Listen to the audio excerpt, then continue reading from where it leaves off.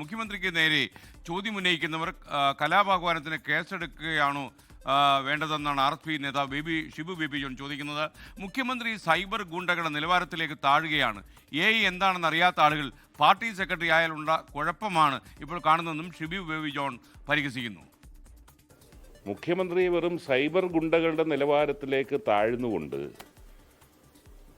അദ്ദേഹത്തിൻ്റെ ഭരണകാലത്ത് നടന്ന മോഷണം, അതിനു മുമ്പൊരു ഘട്ടത്തിൽ സോണിയാഗാന്ധിയെ കണ്ടതിലേക്ക് വിരൽ ചൂണ്ടിക്കൊണ്ട് ആക്ഷേപം ഉന്നയിച്ചപ്പോൾ ഈ ചിത്രത്തിനും പ്രസക്തിയുണ്ട് എന്ന് തോന്നി. സോണിയാഗാന്ധിയെ പോയി കണ്ടത് ദുരൂഹമായി തോന്നുന്ന ഒരു മുഖ്യമന്ത്രിക്ക് മോഷണം നടന്ന കാലയളവിൽ ഈ ഒന്നാം പ്രതിയും മന്ത്രിയും പോലീസ് ഉദ്യോഗസ്ഥനും കൂടെ എന്ത് ചർച്ച ചെയ്തു എന്നുള്ളതിനെക്കുറിച്ച് അന്വേഷിക്കേണ്ടതാണ്.